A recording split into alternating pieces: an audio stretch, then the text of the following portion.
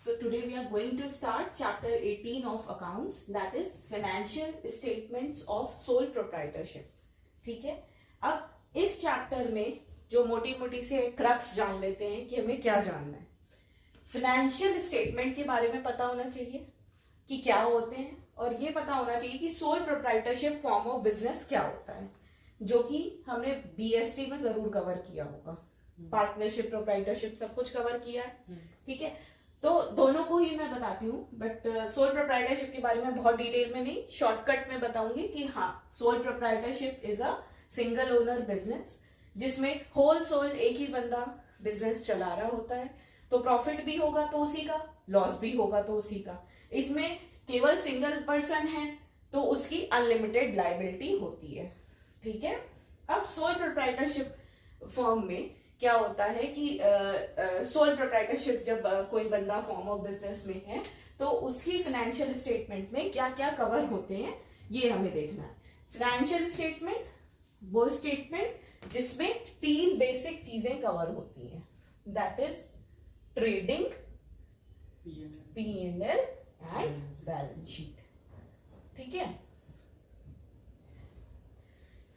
तो basically financial statement हर जगह ये तीनों होता है, कहीं कुछ और चीजें एड ऑन हो जाती है, कहीं कुछ लेस हो जाता है, लेकिन ये तीन हमेशा हम लोग जनरली यही लेके चलते हैं कि trading, profit and loss and balance sheet ये फाइनेंशियल स्टेटमेंट में तो होना ही चाहिए।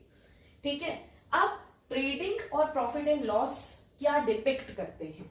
जब हम लोग ट्रेडिंग अकाउंट की बात कर रहे हैं तो नाम ही कह रहा है ट्रेडिंग, मतलब आपके व्यापार से रिलेटेड, ट्रेड से रिलेटेड चीजें, जो अगर फॉर एग्जाम्पल तुम्हारी कोई फैक्ट्री है तो फैक्ट्री से रिलेटेड चीजें। ठीक है, प्रॉफिट एंड लॉस मतलब ट्रेडिंग और प्रॉफिट एंड लॉस ये तुम्हारा प्रॉफिटेबिलिटी शो करता है। ठीक है, और balance sheet financial position show करती है। तो अगर वन वर्ड आंसर में कोई पूछे कि trading and profit and loss account बनाने का पर्पस क्या होता है, तो trading, profit and loss account is prepared to show the profitability and balance sheet is prepared to find out the financial position of the proprietorship, sole proprietorship entity। ठीक है, तीनों का पर्पस ये होता है। हाँ, अब तीनों में अलग अलग चीजें शो होती हैं। जैसे इसमें एक जनरल ओवरव्यू दे रही हूं, asset liability, capital, asset liability, ये सब चीजें शो होती है। प्रॉफिट एंड लॉस में ऑफिस से रिलेटेड खर्चे, ठीक है, और जो वो इनकम जो कि सेल्स से रिलेटेड ना हो। ठीक, ट्रेडिंग में opening stock, closing stock, purchase, sale, return, direct expense, वो चीजें जो कि डायरेक्टली रिलेटेड होती है गुड को प्रोड्यूस करने में, वो एक्सपेंसेस जिसको डायरेक्ट एक्सपेंस बोलते हैं। तो trading, profit and loss account और बैलेंस शीट, इस चैप्टर में मेन प्रॉब्लम यही होती है कि स्टूडेंट लोग कंफ्यूज हो जाते हैं। नंबर ऑफ ट्रांजैक्शन दिया रहता है क्वेश्चन में। ठीक है, स्टूडेंट कंफ्यूज हो जाते हैं कि वो ट्रेडिंग में जाएगा, प्रॉफिट एंड लॉस में जाएगा कि बैलेंस शीट में जाएगा, या फिर कुछ चीजें मल्टीपल जगह जाती हैं। For example closing stock trading में और बैलेंस शीट में। ठीक है, तो कुछ चीजें मल्टीपल जगह जाती हैं। तो जब हम लोग पूरे अकाउंट्स एक साथ बनाते हैं तो स्टूडेंट को यही कंफ्यूजन रहता है कि कोई चीज कहां पे, कौन सी चीज कहां पे शो करनी है। ठीक है, ऑल्दो कभी कभी ऐसा होता है कि कॉम्पनसेटिंग एरर, जैसे हमने रेक्टिफिकेशन में पढ़ा था कि एक जगह भूले दूसरी जगह भी भूल गए, तो उससे हमारे फाइनेंशियल स्टेटमेंट इंपैक्ट नहीं होते हैं, बट कहीं ना कहीं वो मिसलीडिंग होते हैं, क्योंकि अगर तुम कोई पहलू नहीं नोट कर रहे हो तो फिर कहीं ना कहीं वो गलत इंफॉर्मेशन दे रहे हैं कंपनी की। ठीक है, तो ऐसे financial statement true and fair view नहीं देते हैं। इसीलिए हमें जो अपने फाइनेंशियल स्टेटमेंट ड्रॉ करने होते हैं, जब भी हम बनाएंगे तो हमें अपना पूरा फोकस रखना होता है कि कौन सा सामान कौन सी जगह जाएगा और अगर कोई चीज है 2 जगह जाएंगी तो वो 2 जगह जाएंगी, ठीक है। इन सब बातों का ध्यान में रखना होता है। दूसरी चीज कि 2 तरीके के क्वेश्चन मिलेंगे। क्वेश्चन भी एक तो सिंपल क्वेश्चन होते हैं जिसमें क्वेश्चन दिया है और उसको पोस्ट करते जाओ कि ट्रेडिंग में TDG मैं लिखती हूँ, हाँ, ट्रेडिंग P&L या फिर बैलेंस शीट। एक होते हैं ऐसे क्वेश्चन जिसमें एडजस्टमेंट भी होती है, ये थोड़ा आगे के लेवल पे। अभी हम बेसिक पढ़ेंगे जिसमें सिंपल क्वेश्चन हो, और आज की क्लास में सिर्फ और सिर्फ फोकस रहेगा ट्रेडिंग अकाउंट, ठीक है। जितनी भी हमें रिसर्च करनी है ट्रेडिंग अकाउंट की करनी है, प्लस माइनस ऊपर नीचे जितना भी देखेंगे सब कुछ ट्रेडिंग अकाउंट का ही देखेंगे और इसके ही क्वेश्चन लगाएंगे, ठीक है। फिर P&L, फिर बैलेंस शीट, ऐसे ही चलेंगे, ठीक। तो ये चाहे तो नोट कर लो कि ये प्रॉफिटेबिलिटी शो करता है, ये फाइनेंशियल पोजीशन शो करता है। फिर मैं फॉर्मेट ड्रॉ करती हूं ट्रेडिंग अकाउंट का।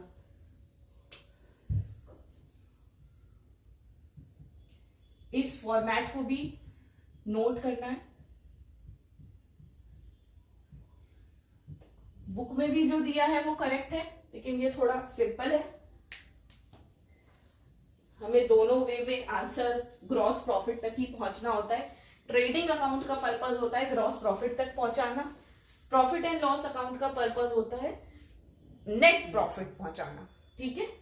Gross, net and then to overview देना पूरी फाइनेंशियल पोजीशन का कि कितने डेटर हैं, कितने क्रेडिटर हैं, कितनी असेट्स है कंपनी की, तो ओवरऑल क्या उसमें कैपिटल एम्प्लॉयड है, ये सब बताना काम है बैलेंस शीट का, ठीक है।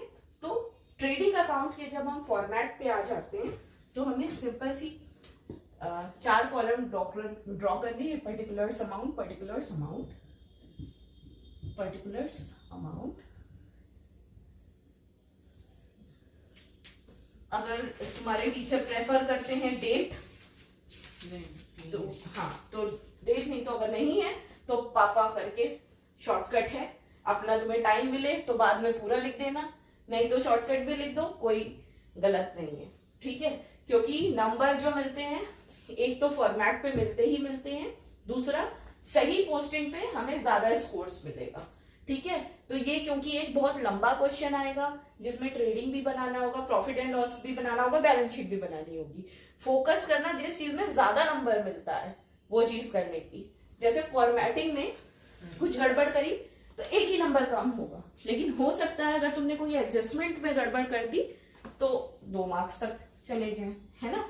तो उतना नंबर तुम्हारा फॉर्मेट तब स्कोरिंग होता है जब तुम्हारे अंदर का मटेरियल इजी हो, है ना। जब अंदर का मटेरियल ही टफ है, तुम्हें पता है कि उसमें ज्यादा दिमाग लगेगा, तो ये स्कोरिंग ज्यादा नहीं होता कि तुमने फॉर्मेट बहुत सुंदर ड्रॉ किया है या नहीं, ठीक है। क्योंकि इतना तो सभी कर लेते हैं, हाँ, इतनी मेहनत तो हर बच्चा करेगा, ठीक है।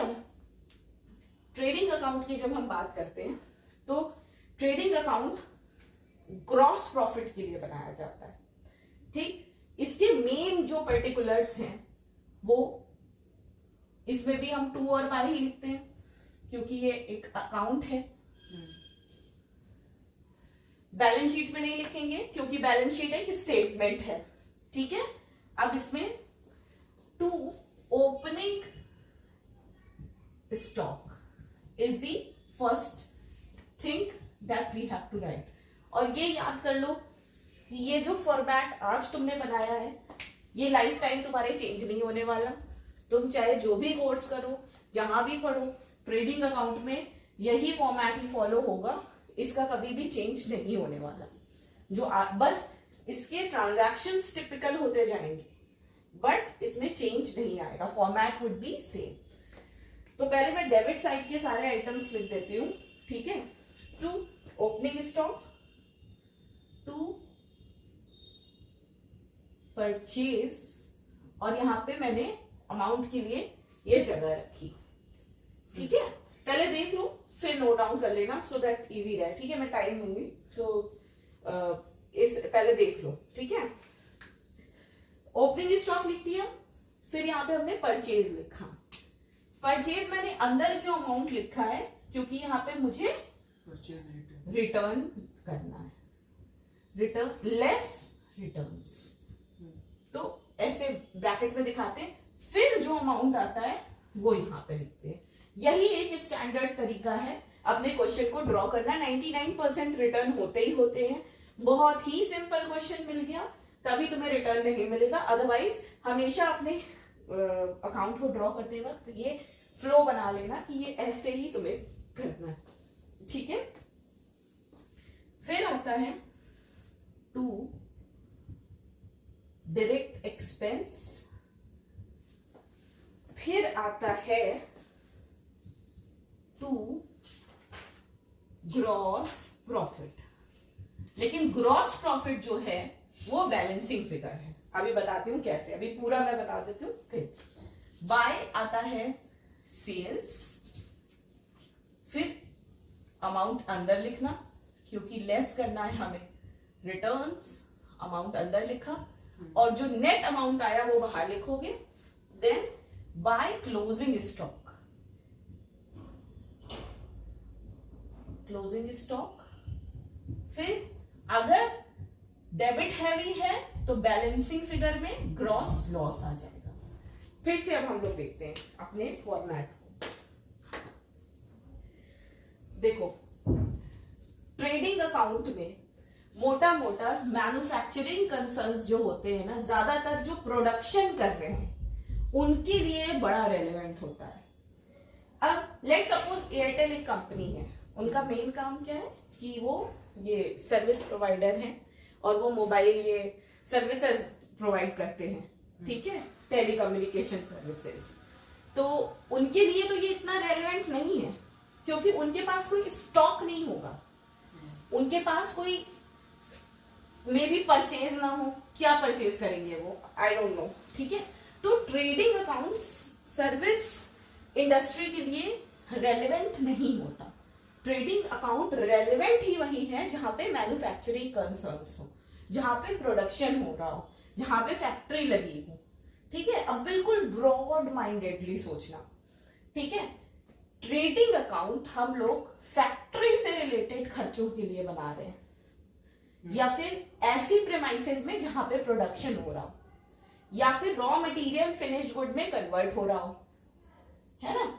तो वहां पे जैसे अगर नमकीन की फैक्ट्री लेट सपोज बात कर ले, तो नमकीन का ओपनिंग स्टॉक, नमकीन का क्लोजिंग स्टॉक, है ना, नमकीन की सेल्स, परचेज, रॉ मटेरियल की, उसको बनाने के खर्चे, जैसे हमने एग्जांपल में अपनी फैक्ट्री बनाई थी, टी शर्ट की फैक्ट्री लगाई थी, कॉटन का खर्चा, लेबर का खर्चा, जो टी शर्ट को बनाने में लग रहे थे वो खर्चे हमारे डायरेक्ट एक्सपेंस में आ रहे थे। अब जब हमें ये पता चल गया ना कि यहाँ पे प्रोडक्शन से रिलेटेड खर्चे आएंगे, तो हमें कभी भी कंफ्यूजन नहीं होगा P&L अकाउंट में क्या जाएगा ये सोचने के लिए, ठीक है। अगर हमें ये पता है कि तुम्हें 100 ट्रांजैक्शन दे दिए, तुम्हें पता है कि फैक्ट्री या ट्रेडिंग या मैन्युफैक्चरिंग से खर्चे इसमें जाएंगे, तो ऑब्वियस सी बात है जो बचे हुए होंगे वो P&L में जाएंगे, क्योंकि बैलेंस शीट में खर्चे तो जाते नहीं है, ठीक है। ये तो एसेट लायबिलिटी एंड कैपिटल के लिए है, और ये तुम्हारा खर्चों के लिए है और इनकम के लिए है, ठीक है। तो एक नॉर्मल कंसर्न की इनकम कहां से होती है, उसकी सेल्स से होती है। जो प्रिंसिपल एक्टिविटी होती है किसी की वो होती है सेल्स। सेल्स में से हम जब रिटर्न माइनस कर देते हैं, ठीक है, उसको हम लोग बोलते हैं नेट सेल्स। तो ये जो फिगर है ना, ये नेट सेल्स की होगी। नेट सेल्स का फॉर्मूला होता है सेल्स माइनस रिटर्न। ये जो सेल है जो रिटर्न के पहले लिखी थी, इसको कहते हैं ग्रॉस सेल्स। सेल्स वही चीज होती है जो प्रिंसिपल एक्टिविटी है कंसर्न की। ये क्वेश्चन देख के समझना पड़ेगा, ये नहीं कि हर चीज की सेल यहीं पे आ जाएगी, नहीं। केवल जिस चीज की वो ट्रेडिंग, वो प्रोप्राइटरशिप जिस चीज चीज का बिजनेस करता है, जिस चीज का उसमें लिखा होगा कि XYZ इंटरप्राइजेस ऑफ इलेक्ट्रिसिटी वाला, या मतलब क्वेश्चन में तुम्हें दिया होगा, वो अपने आप ही समझ में आ जाएगा कि कौन सी सेल तुम्हें यहाँ पे लिखनी है, कौन सी नहीं लिखनी है। अब यहाँ पे कोई लिख दिया कि कबाड़ बेचा है, तो वो थोड़ी उसकी सेल हुई है ना, तो ये वाली sale is different than any other thing, any other sales. ठीक है, ये सेल्स को ग्रॉस सेल्स बोलेंगे। जब रिटर्न माइनस किया तो नेट सेल हो गई। ठीक है, कोई पूछता है नेट सेल का फॉर्मूला क्या है, तो सेल्स माइनस रिटर्न। ठीक, कोई फॉर्मूला नहीं है, कहने का ये तरीका है। नॉर्मल इंग्लिश में भी हम यही बात करते हैं कि सोना का ग्रॉस वेट क्या है और नेट वेट क्या है। ठीक है, ये नॉर्मल टर्मिनोलॉजी है, रटना चाहे कोई तो रटे, अदरवाइज बहुत जनरल कॉन्सेप्ट है कि किसी चीज में से भी कोई चीज माइनस करोगे तो वो नेट हो जाती है। ठीक है, जैसे अपनी कोई भी कंटेनर ले लो, क्रीम का, शैम्पू का, हर में ग्रॉस वेट भी दिया रहता है, नेट वेट भी दिया रहता है, कभी नोटिस करना। ठीक है, तो इसी वजह से फिर ओपनिंग स्टॉक क्या होता है, सेल समझ में आ गई। अब ओपनिंग स्टॉक पे आते हैं, एक एक करके सभी आइटम देखते हैं। ओपनिंग स्टॉक वो माल जो हमने जब एक्टिविटी, ट्रेडिंग एक्टिविटी अपनी स्टार्ट करी, तो साल के अंत में जो, पिछले साल के अंत में जो बचा था, वो इस बार का ओपनिंग स्टॉक है। वो हम फेंकेंगे तो नहीं। इसको एग्जांपल लेते हैं, घर में हम मिल्क मंगाते हैं। ठीक है, तो ऐसा तो नहीं मिल्क बिल्कुल जीरो हो जाता है तब मंगाते हैं, नहीं, थोड़ा बहुत बचा रहता है। तो सबके घरों में यही होता है, थोड़ा बहुत बचा रहता है, तो हम लोग जिसके घर की जो रिक्वायरमेंट है, 1 लीटर 2 लीटर 3 लीटर वैसे अपना मिल्क मंगाते हैं। लेकिन जो पिछला छोटा वो बचा, थोड़ा सा बचा होता है, तो उसको हम यूज करते हैं। तो ये वही माल है, जो वही बचा हुआ दूध जो हमें नेक्स्ट डे यूज करना है ना। हमने ऑल्दो नया परचेज किया, लेकिन हमने पुराना भी यूज किया, तो ये पुराना वो माल है जो पिछले साल बचा रह गया था।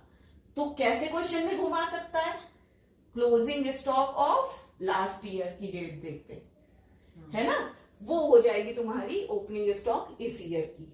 इस तरीके से क्वेश्चन घुमा सकता है। हमें कॉन्सेप्ट पता होना चाहिए कि कॉन्सेप्ट ओपनिंग स्टॉक का क्या है, कि ये पिछले साल का वो माल है जो बिका नहीं था, जो बच गया था, वो ओपनिंग स्टॉक है। ठीक, फिर टू परचेजेस, परचेज जो हमने न्यू परचेजेस करी है करंट फाइनेंशियल ईयर में। ठीक है, उसमें से हमने रिटर्न माइनस कर दिया, तो हमारे पास ये जो फिगर आ गई, इसको हम बोलेंगे नेट परचेज, और ये थी हमारी ग्रॉस। फिर हमारे पास एक और फॉर्मूला, एक और कॉन्सेप्ट निकल के आया, जैसे नेट सेल था वैसे ही नेट परचेज का कॉन्सेप्ट निकल के आ गया। ठीक है, तो क्वेश्चन बहुत तरीके से, देखो ये बताने का तरीका इनिशियल स्टेज में ये जानना बहुत इंपॉर्टेंट है कि नेट क्या होता है, क्योंकि क्वेश्चन में नेट भी दे देगा, परचेज भी दे देगा, रिटर्न भी दे देगा, तो अब आप घूम ना जाओगे, हाँ भी क्या कहाँ लिखूं, तो पता होना चाहिए कि यार नेट ही यहाँ पे लिखना है। एक स्मार्ट स्टूडेंट वही होगा जो फटाफट से यहाँ पे नेट परचेज की अमाउंट लिख के आगे बढ़ जाएगा, रादर देन की गेटिंग कंफ्यूज्ड कि अरे यार ये भी दिया है, ये भी दिया है, ग्रॉस भी दिया है, रिटर्न भी दिया है, नेट भी दे दिया। तो हमें पता होना चाहिए, क्लैरिटी होनी चाहिए, तभी क्वेश्चन फटाफट से होएगा। अगर ये स्टक किए तो ग्रॉस प्रॉफिट गलत, ग्रॉस गलत तो नेट प्रॉफिट गलत, नेट प्रॉफिट गलत तो बैलेंस शीट में नेट प्रॉफिट का जो अमाउंट ऐड होता है वो भी गलत, सब कुछ गड़बड़। ठीक है, तो ये हो गई हमारी नेट परचेज और ग्रॉस परचेज। फिर बहुत इंपॉर्टेंट कॉन्सेप्ट है डायरेक्ट एक्सपेंस का, इसको मैं थोड़ा अभी क्लोजिंग स्टॉक के बाद आती हूं। ठीक है, क्लोजिंग स्टॉक क्या है, जब आपने सामान जितना पुराने साल का कैरी फॉरवर्ड करके लाए, नई परचेज करी, रिटर्न हटा दिए उसमें से, बिल्कुल फाइनल फिगर यहां लिख दी, हमने सेल भी हटा दी, तो जो माल बचा हुआ है ना, उस माल को बोलते हैं क्लोजिंग स्टॉक। वो बचा हुआ इन्वेंटरी भी बोलते हैं इसको, वो बचा हुआ स्टॉक जो कि हमारा साल के अंत पे नहीं बिका है। ठीक है, साल के एंड पे ये स्टॉक हमारा अनसोल्ड है, the goods lying unsold is the closing stock. जब भी क्वेश्चन आएगा क्लोजिंग स्टॉक एक सेपरेट उसमें दिया रहता है ना। अगर एक दो क्वेश्चंस आएंगे लंबे वाले तो क्लोजिंग स्टॉक कभी भी तुम्हें कहीं पे भी मतलब ऊपर ऊपर नहीं देके नीचे एक एडजस्टमेंट वाली लाइन में लिखा रहता है, क्लोजिंग स्टॉक अलग से लिखा रहेगा। ये तरीका होता है उसको पहचानने का। नहीं दिया हो तो फाइंड आउट करना, जरूर दिया होगा क्वेश्चन में कहीं ना कहीं घुमा के, ठीक है। फिर डायरेक्ट एक्सपेंस, अब आते हैं डायरेक्ट एक्सपेंस पे। थोड़ी सी बड़ी कहानी है इसलिए मैं डायरेक्ट एक्सपेंस पे रुक रही थी। अब बताती हूँ direct expense, very important, star mark कर लेना। 99% गलतियां इसी में होती है, ठीक है। Direct expense as the name suggest, जैसे मैंने इकोनॉमिक्स में भी यही चीज बताई थी, जो कि डायरेक्ट तुमको प्रोडक्शन में, डायरेक्ट किसी प्रोडक्शन एक्टिविटी में रॉ मटेरियल को फिनिश गुड में कन्वर्ट करना था, तो तुम्हें डायरेक्टली जो खर्चे इन्वॉल्व थे उसे हम लोग डायरेक्ट एक्सपेंस बोलते हैं। वो क्या हो सकते हैं, उसके एग्जाम्पल हम लोग देखते हैं कि क्या क्या एग्जाम्पल हो सकते हैं। लेकिन क्वेश्चन जब आता है तो हमें एक ब्रॉड वे में एक पहचानने का तरीका क्या होता है डायरेक्ट एक्सपेंस को, वो जान लेते हैं। देखो, कभी भी लिखा हो एक्सपेंसेस रिलेटेड टू फैक्ट्री, याद रखना। फिर एक्सपेंसेस रिलेटेड टू प्रोडक्शन,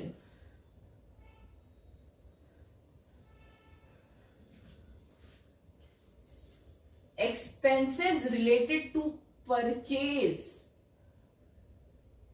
या फिर कैरेज एंड फ्रेट, कई लोग ऑक्ट्रॉय भी बोलते थे। इन वर्ड मेरे टाइम पे तो बोलते थे, अभी बुक में है कि नहीं मैं देख लूंगी एक बार, ठीक है। इनवर्ट मतलब फैक्ट्री से रिलेटेड खर्चा, अगर किसी खर्चे पे साफ साफ लिखा हुआ है कि वो फैक्ट्री का है तो कुछ नहीं छोड़ के वो इसी में आएगा। ये डायरेक्ट एक्सपेंस जो ये वर्ड है, ये बहुत बड़ा वर्ड है। इसमें एक दो चीजें नहीं आती, इसमें हजारों चीजें आती है जो हमें याद करनी बहुत मुश्किल है। तो लॉजिक लगा लो, ठीक है। अब ये थोड़ी याद कर सकते हैं डीजल का खर्चा फैक्ट्री में जाएगा, हाँ, या वेजेस है तो वेजेस तो लेबर को देते हैं, लेबर फैक्ट्री में काम करती है तो वो फैक्ट्री में जाएगा। सैलरी तो हम ऑफिस स्टाफ को देते हैं तो सैलरी प्रॉफिट एंड लॉस में जाएगी, क्योंकि सैलरी तो ऑफिस का काम हो गया। ऐसे रट्टा लगाने से अच्छा, कई बच्चे ना रट्टा लगा के जाते हैं लिटरली कि अच्छा रट्टा लगा लिया, ये चीज यहां जाती है, एक भी चीज ऊपर नीचे दे दी तो वो बच्चा वहीं पे धराशायी कि अब मुझसे क्वेश्चन होएगा ही नहीं। क्योंकि अगर बच्चे का कॉन्फिडेंस इस अकाउंट में, ट्रेडिंग अकाउंट में गिरा, तो वो आगे ना तो P&L सही बनाएगा ना ही बैलेंस शीट सही बनाएगा। और एक क्वेश्चन तो पक्का आना है जिसमें ये तीनों हो ही हो, ये मैं श्योर शॉर्ट कह सकती हूँ। फाइनल्स में एक क्वेश्चन तो आना ही आना है, हाँ। तो you have to be very very clear with the concept, क्योंकि रट्टा लगा के हम लोग ये नहीं कर सकते कि हाँ भाई याद कर लिया, आग बंद कर ली और याद कर लिया सेल्स था, क्लोजिंग स्टॉक था, ऐसे कुछ भी नहीं। ये तुम्हारा डेबिट साइड है ना। तो ट्रेडिंग अकाउंट एक तरीके से नॉमिनल अकाउंट है। Debit all expense and loss, credit all income and gain, correct. तो इस वे में तुम्हें याद करना है, ठीक है, कॉन्सेप्चुअली तुम्हें याद करना है चीजों को। फिर डायरेक्ट एक्सपेंस को रिकॉग्नाइज करने का ये 4 तरीका है, ठीक है, कि ये 4 वर्ड दिए हो, कैरेज, फ्रेट, इनवर्ड, परचेज से रिलेटेड खर्चे, प्रोडक्शन से रिलेटेड, फैक्ट्री से रिलेटेड, ये वर्ड दिया हो तो हम लोग उसको डायरेक्टली यहां पे अकाउंट फॉर करते हैं, correct. Now I am asking a question, expenses related to installation of machinery,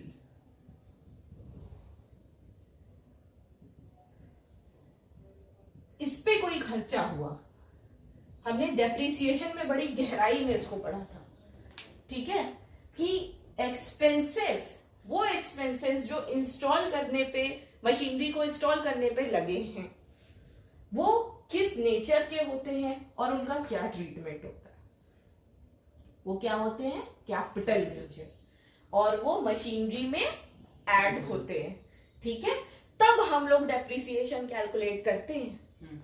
ये मत कहना कि ये मशीनरी तो फैक्ट्री में लगी है तो ये डायरेक्ट एक्सपेंस हो, नहीं, तुमने उसको कैपिटल करार दे दिया, तुमने उसको इसमें ऐड कर दिया। ठीक है, तो उसको दो जगह लिखने की जरूरत नहीं है, उसको तुम फैक्ट इस मशीनरी में ही कैपिटल नेचर का मान लोगे। ठीक है, तो यहाँ पे तो कोई कैपिटल नेचर का नहीं जा रहा है, यहाँ पे सब रेवेन्यू नेचर का ही जाएगा। ठीक है, तो ये इस तरीके से बहुत सारे पॉइंट हैं डायरेक्ट एक्सपेंस में जो हमें कवर करने हैं। हम लोग अपने बुक में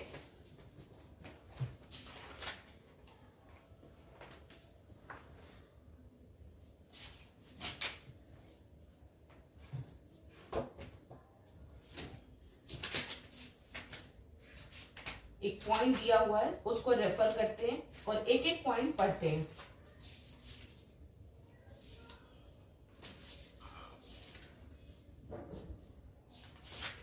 डायरेक्ट एक्सपेंसेस से रिलेटेड पेज 18.12,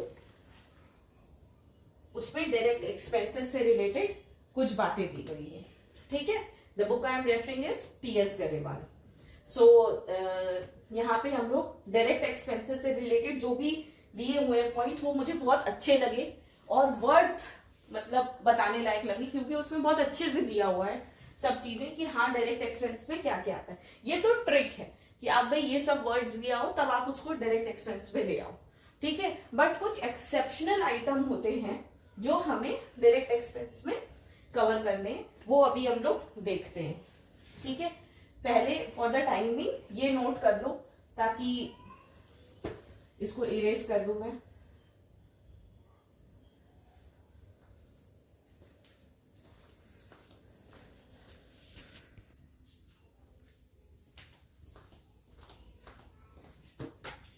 तो डायरेक्ट एक्सपेंस को अब हम लोग डिटेल में देखते हैं। ठीक है, उसको डायरेक्ट एक्सपेंस को डिटेल में देखने से पहले एक ओवरव्यू कि हमने क्या क्या कंप्लीट किया। Opening stock, net purchases, direct expense, sales, closing stock.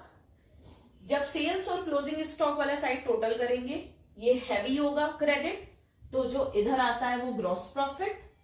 जो डेबिट में आया, ऑब्वियसली प्रॉफिट हमेशा डेबिट में आएगा नॉमिनल अकाउंट में, और लॉस हमेशा क्रेडिट में आएगा। अगर ये वाला साइड हैवी है तो प्रॉफिट की बजाय लॉस आ जाएगा। तो gross profit and gross loss is a result जो बैलेंसिंग फिगर के उसमें आता है। अच्छा, जरूरी नहीं कि बैलेंसिंग फिगर आए, कभी कभी कोई यहां से गायब कर देंगे कोई एक आइटम और तुम्हें ये दे देंगे ग्रॉस प्रॉफिट या ग्रॉस लॉस, तो करेक्ट जगह अमाउंट पोस्ट करना, अपने आप मिसिंग फिगर मिल जाएगी। ठीक है, अब डायरेक्ट एक्सपेंस को हम लोग थोड़ा सा और डिटेल में देखते हैं जो कि अपनी बुक में भी मेंशन्ड है। तो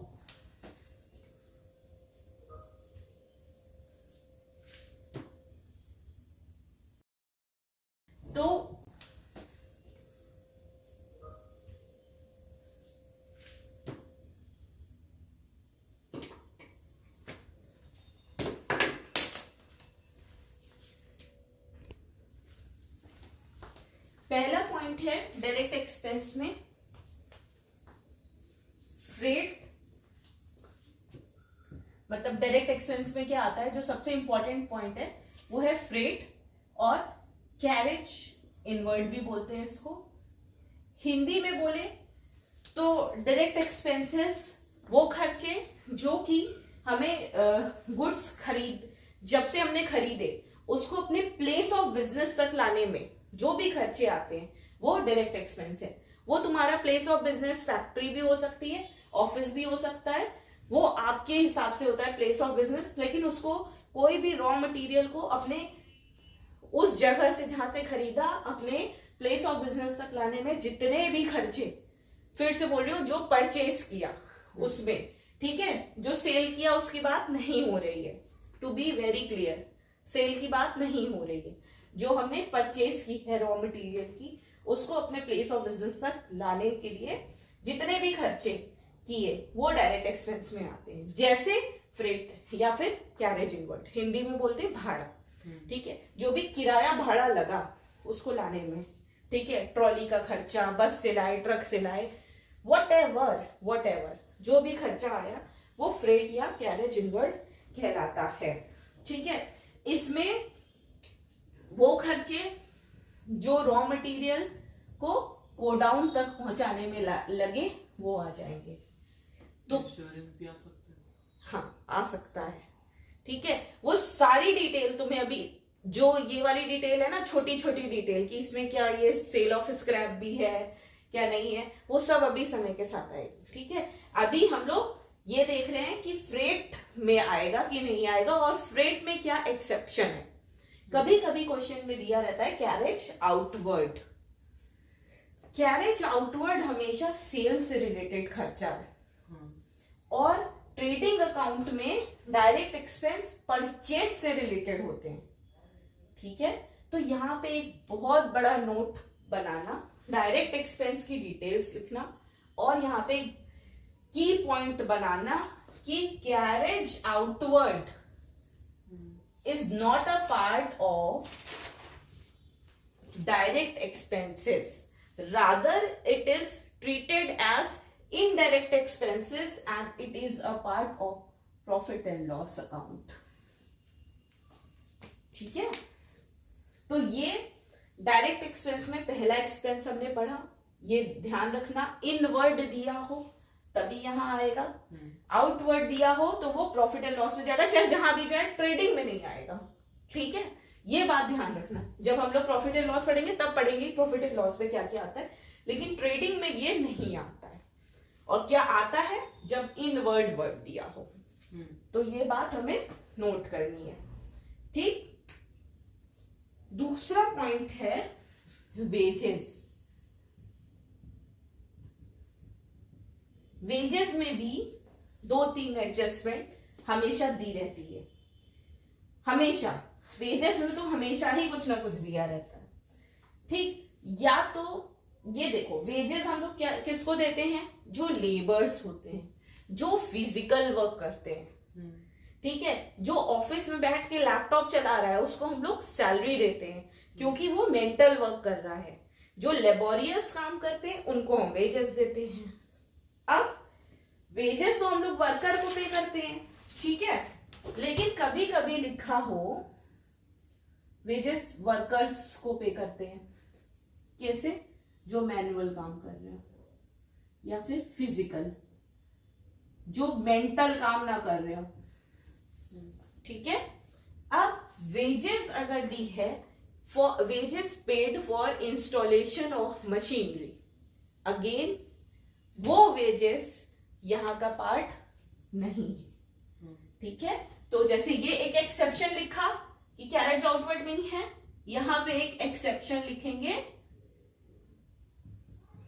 कि वेजेस, लिख लेना, इसको नोट डाउन कर लो कि वेजेस एक्सेप्शन इज कि wages paid for installation of wages paid to labour for installation of machinery is not a part of trading account, it is not a part of trading account. Always remember, फिर खुले दिमाग से सोचना कि हमने जब उस वेजेस को हम लोग कैपिटलाइज करते हैं, जब कैपिटलाइज कर रहे हो तो वो मशीन में ऐड कर रहे हो, तो यहां पे शो करने का कोई तो नहीं बनता, ठीक है। वेजेस में एक और एक्सेप्शन आता है, जब भी दिया हो वेजेस एंड सैलरी, और एक बार क्या देता है, सैलरीज एंड वेजेस, क्वेश्चन में ये दोनों बातें अलग अलग हैं। मतलब जब भी वेजेस एंड सैलरीज दिया हो तो वो ट्रेडिंग का पार्ट है, माना जाता है, it is assumed that These wages are paid to those workers who are doing physical work, and those who are doing mental work, who are occupied in administering those workers. ठीक है, उनको देख रेख के लिए भी तो कोई बंदा चाहिए कि भाई वो फैक्ट्री में वर्कर टाइम पे आया नहीं आया, सैलरी कटेगी नहीं कटेगी, कितना पेमेंट, कितना बोनस, कितना एक्स्ट्रा टाइम, वो बंदा जो काम कर रहा है फैक्ट्री में, ये वो उसकी सैलरी होती है, ये अज्यूम किया जाता है। कोई नोट वोट डालने की जरूरत नहीं है, बस हमेशा याद रखना कि वेजेस एंड सैलरी दिया हो तो ट्रेडिंग, और सैलरीज एंड वेजेस दिया हो तो सैलरी हमेशा ऑफिस स्टाफ को देते हैं, इसलिए वो P&L का पार्ट है। तो ये चीज नोट कर लो। एक एक्सेप्शन मशीनरी वाला, एक एक्सेप्शन ये वाला, और एक और एक्सेप्शन वेजेस में ही या तो दिया रहता है wages pay to factory worker, store worker and office staff. नहीं, ऑफिस नहीं दिया रहता है, फैक्ट्री या स्टोर दिया रहता है। तो स्टोर क्या होता है ये पहले जान लो। देखो, जैसे हमारे घरों में भी हम सब लोग एक रूम स्टोर रूम रखते हैं, पहले के टाइम पे तो हर घर में होता था, और एक रूम स्टोर रूम होता था। उसमें क्या एक्स्ट्रा सप्लाईज जो घर की होती थी वो रखी जाती थी, extra phenyl, extra paint, extra सामान, जितना भी जो साल में एक बार यूज होना होता था। तो ऐसी हर फैक्ट्री में एक स्टोर रूम होता है, तो वहां पे भी कुछ वर्कर होते हैं। ठीक है, फैक्ट्री का ही पार्ट है स्टोर। ठीक है, एक फैक्ट्री बनी हुई है, उसी का पार्ट है स्टोर। ये फैक्ट्री बनी हुई है तो इसी में ही ये स्टोर रूम एक छोटा सा होता है। यहाँ पे जो ग्रीस रखी है, ऑयल रखा है, डीजल रखा है, दुनिया भर का जो एक्स्ट्रा सामान होता है वो वहां पे रखा हुआ है, फैक्ट्री का ही पार्ट है स्टोर रूम। ठीक है, इसलिए ये फैक्ट्री का हो चाहे स्टोर का हो, the amount is a part of trading account. तो स्टोर वर्ड देख के कंफ्यूज नहीं होना है। ठीक है, स्टोर वर्ड देखा तो ये नहीं कि घबरा गए और उसको फटाफट से ऑफिस में डाल दिया, P&L में डाल दिया। No no no, store room is a part of your factory. ठीक, अब बात आती है वेजेस में आउटस्टैंडिंग वेजेस की। कभी कभी क्या होता है कि 100% ना पे करने की बजाय एक वर्कर को हम लोग पूरा पैसा नहीं देते हैं, कुछ पैसा कहते हैं कि बाद में ले लेना। ठीक है, वो पैसा जो आउटस्टैंडिंग है, एक ओनर के पॉइंट ऑफ व्यू से सोचना, वो पैसा जो उसको देना बाकी है, आउटस्टैंडिंग, या फिर ओपनिंग स्टॉक भी मैं OS लिखती हूं तो तुम आउटस्टैंडिंग लिख लो। Outstanding wages is added to the wages. मतलब अगर यहां पे लिखोगे वेजेस तो लिखोगे एड आउटस्टैंडिंग।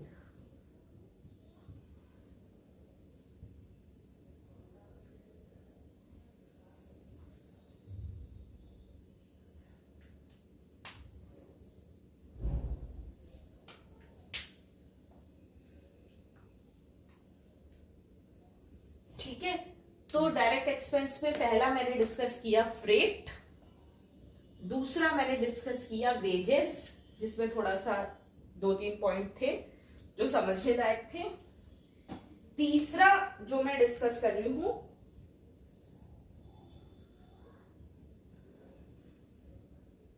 वो है power and fuel.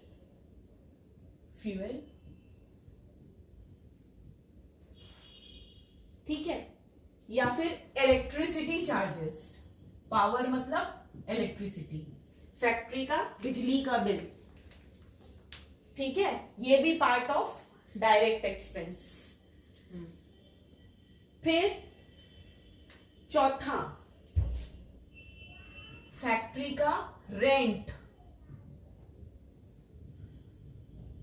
Submersible motor लगी है तो वाटर बिल, हाउस टैक्स जैसे होता है वैसे यहाँ पे म्युनिसिपल टैक्सेस, ठीक है। ये सब जो चार्जेस होते हैं अगेन ये पार्ट होते हैं डायरेक्ट एक्सपेंस का, ठीक। इन सब में अगर कोई आउटस्टैंडिंग है तो वो ऐड हो जाता है, कोई प्रीपेड है तो वो लेस हो जाता है, ठीक है। वो हम लोग ने कॉन्सेप्ट पहले ही पढ़ा हुआ है, ऐड आउटस्टैंडिंग लेस प्रीपेड। तो वो एक बैक ऑफ द माइंड में उसको भी फिट करके रखना कि कोई भी एक्सपेंसेस आउटस्टैंडिंग आएंगे तो ऐड कर देना, प्रीपेड आएंगे तो लेस कर देना, या पेड इन एडवांस आएंगे तो, ठीक है। वो हम लोग जब एडजस्टमेंट पढ़ेंगे वो तब देख लेंगे। अभी बस ये जानो कि डायरेक्ट एक्सपेंसेस में क्या क्या आता है। फिर जो ये कंज्यूमेबल स्टोर्स, इसमें भी अगेन कंज्यूमेबल स्टोर्स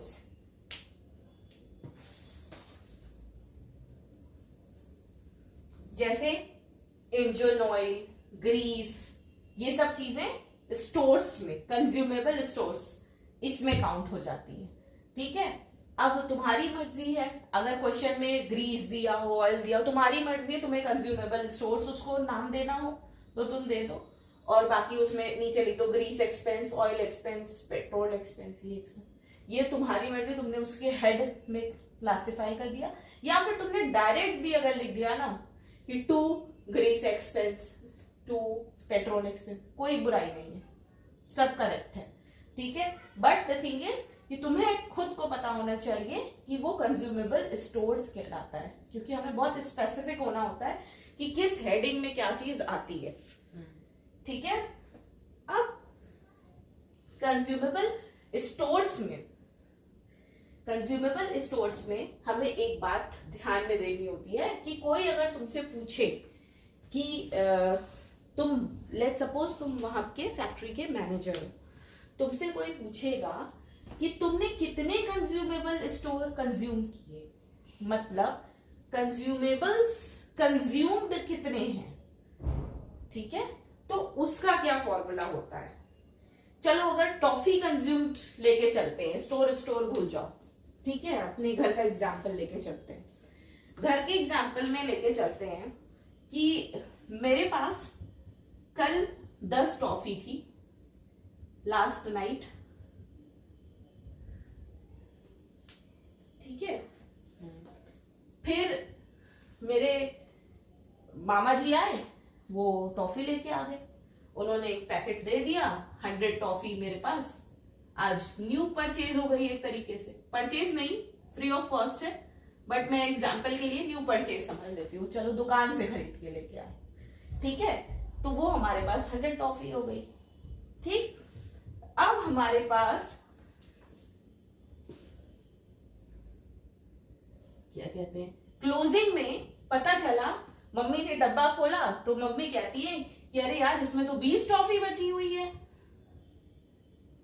क्लोजिंग में डब्बे में केवल 20 टॉफी बची हुई है। तो अब मम्मी पूछेगी बेटा तुमने कितनी टॉफी खाई, तो क्या बोलोगे, 100 + 10 110 -20 90 टॉफी कंज्यूम कर ली, ठीक है। ये टॉफी से एग्जाम्पल समझो कि तुमसे अगर कोई पूछे कि कंजम्पशन तुमने कितनी करी, तो कैसे करोगे, जो बचा हुआ स्टॉक था प्लस जो नया खरीदा और जो इस दिन का बच गया क्लोजिंग स्टॉक करंट वाला, उसको हम लोग ने माइनस कर दिया, तो बच गया हमारा टोटल कंज्यूम्ड, मतलब 90 टॉफी बच्चे ने कंज्यूम कर ली, चाहे बांट दी, चाहे खुद खा ली, व्हाटएवर, ठीक है।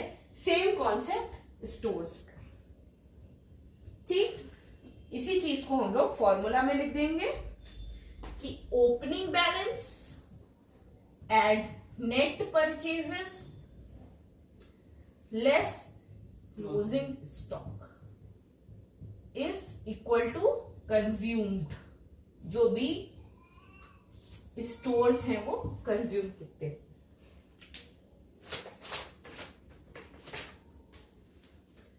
ठीक है। तो इसको नोट डाउन कर लो।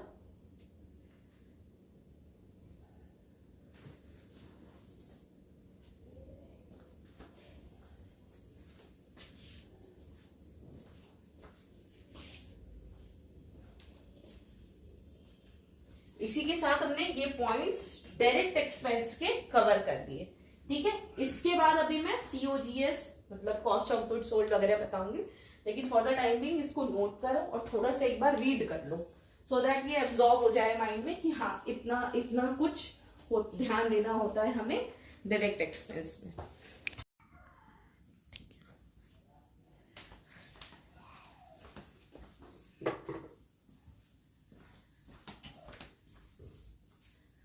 तो अभी हम लोग फॉर्मूला देखेंगे COGS मतलब कॉस्ट ऑफ गुड्स सोल्ड का, और उसके बारे में फॉर्मूला जानने के पहले एक लॉजिक बताती हूँ। ठीक है, कि कॉस्ट ऑफ गुड्स सोल्ड का मतलब क्या होता है। देखो, नेम को तोड़ तोड़ के पढ़ो, कोई भी चीज समझनी हो तो उसको हमेशा ब्रेक करके पढ़ो। कॉस्ट ऑफ गुड्स सोल्ड, जो सामान या जो माल, जो स्टॉक, जो हमारा गुड्स सेल हुई है, उसको बनाने में कितनी कॉस्ट आई, मतलब कितना हमारा टोटल खर्चा आया है, उसको हम लोग बोलते हैं कॉस्ट ऑफ गुड सोल्ड। जब किसी चीज की कॉस्ट निकालते हैं तो हमेशा याद रखना कि ओपनिंग और क्लोजिंग को जरूर हम लोग कंसिडर करते हैं। ठीक है, कॉस्ट निकालने के लिए ओपनिंग को कंसिडर करेंगे, क्लोजिंग को कंसिडर करेंगे।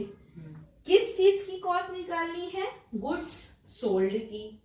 ठीक है, तो अब सिर्फ अपने ट्रेडिंग अकाउंट से ही हम लोग देखेंगे कि कैसे निकलता है COGS।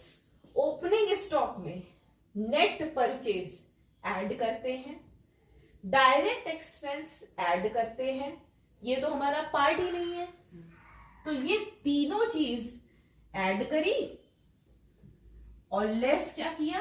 Closing stock. इतनी चीज हमने करी, opening stock, purchase, direct expense. Closing stock इधर है तो लेस होएगा। ठीक है, यही हमारा फॉर्मूला है कॉस्ट ऑफ गुड सोल्ड का। मतलब कि कोई तुमसे पूछे कि ये जो सेल्स हुई है इसकी कॉस्ट क्या है, इसको बनाने में कितना खर्चा लगा, तो वो खर्चा जो डायरेक्ट एक्सपेंस के थ्रू आया, वो खर्चा जो रॉ मटेरियल खरीदने में आया, वो ओपनिंग स्टॉक में जो एक्सपेंसेस इन्वॉल्व हैं, और जो हमारा क्लोजिंग स्टॉक जो बचा हुआ माल है वो भी, वो सबको कंसिडर करते हैं। तो opening stock, purchase, direct expense, closing stock, तो हमारी निकल गई COGS, that is cost of goods sold. ठीक, अब COGS को दूसरी तरीके से देखो। ये जो नेट सेल्स है, ये वाला फिगर, सेल्स माइनस रिटर्न। अभी मैं जितनी भी बात कर रही हूं, नेट परचेज की बात करी थी इसके पहले, अब मैं नेट सेल्स की बात कर रही हूं। मतलब दूसरा तरीका COGS को निकालने का, या तो आप ऐसे निकाल लो। ठीक है, अब इसमें बचा क्या क्या? इस ट्रेडिंग अकाउंट में जो मैंने रेड नहीं किया वो बचा क्या क्या? सेल्स, नेट सेल्स और ग्रॉस प्रॉफिट। ठीक है, सेल्स में से ग्रॉस प्रॉफिट हटा दो तब भी तो तुम्हारा यही आएगा। तो सेल्स माइनस ग्रॉस प्रॉफिट करेंगे ना, तब भी हमारी यही फिगर आएगी। अभी इसको एग्जाम्पल के थ्रू भी देख के कवर कर लेंगे। ठीक है, तो दूसरा फॉर्मूला क्या निकल के आता है? रटने की कोई जरूरत नहीं, सिर्फ अगर फिगर्स देखना, ये पिक्चर ड्रॉ कर लेना हमेशा के लिए दिमाग में। कभी भी COGS का फॉर्मूला याद करने की जरूरत नहीं पड़ेगी, लॉजिकली तुम्हें हमेशा आ जाएगा कि ऐसा कुछ ड्रॉ किया था तो COGS आ रहा था, तो सेल्स में से ग्रॉस प्रॉफिट हटाया तो भी COGS आ गया। फिर कोई पूछेगा कि ग्रॉस प्रॉफिट कैसे आएगा?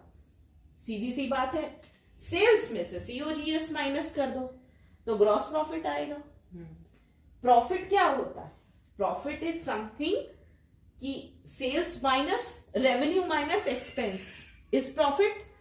तो COGS कॉस्ट मतलब एक तरीके का expense, sales minus sales means revenue, revenue में से कॉस्ट हटाए तो ग्रॉस प्रॉफिट आ गया।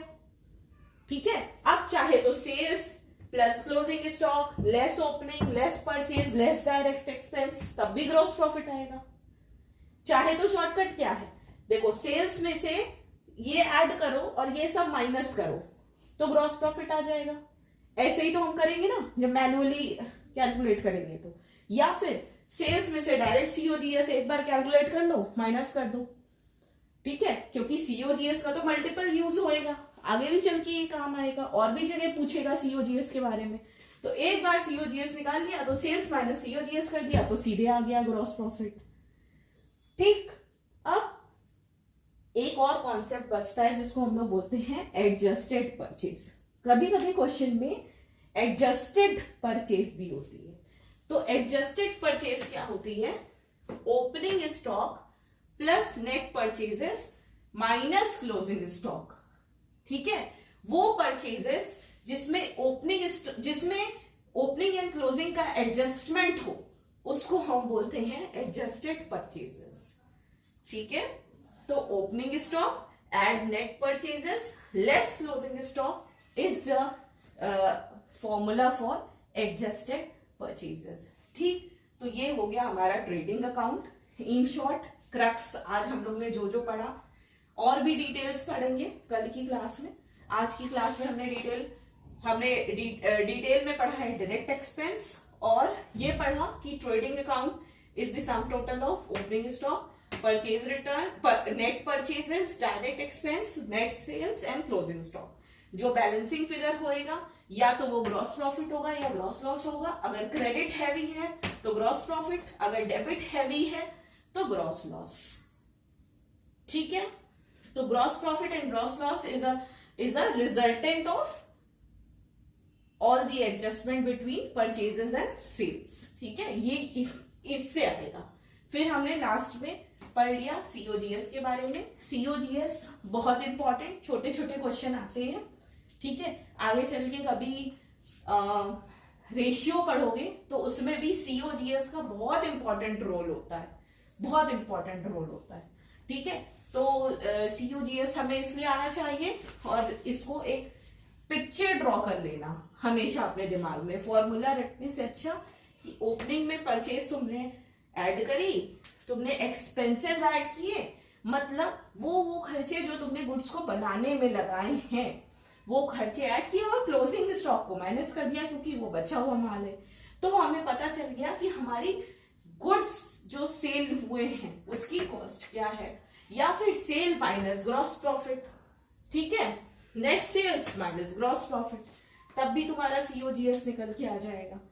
ठीक, अब इसके बाद मैं तुम्हें वही क्वेश्चन दूंगी, तो उस क्वेश्चन के थ्रू ये सब तुम्हारा निकल के सारा मतलब सॉर्टेड हो जाएगा कि फिगर्स इसमें डालोगे तो तुम्हें खुद समझ में आ जाएगा कि कैसे ग्रॉस प्रॉफिट और ग्रॉस लॉस निकल के आ रहा है।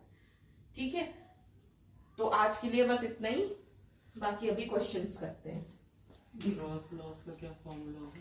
ग्रॉस लॉस का ये होगा कि opening stock add purchases add direct expense less sales return less closing stock, तो ग्रॉस लॉस आ गया। ये कोई फॉर्मूला थोड़ी है, ये तो आपका बैलेंसिंग फिगर आएगा। ठीक है, ये चीज है। कल करेंगे थोड़ा और डिटेल में अपना परचेज के बारे में, सेल्स के लिए और स्टॉक से रिलेटेड एडजस्टमेंट।